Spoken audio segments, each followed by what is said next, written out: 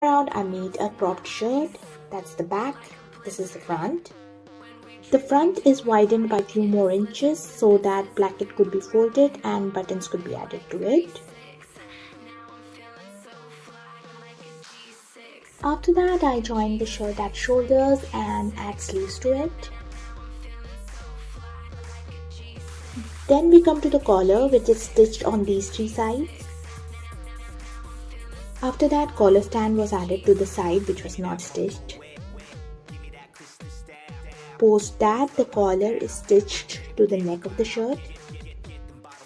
After adding some buttons, here's what the final shirt looks like.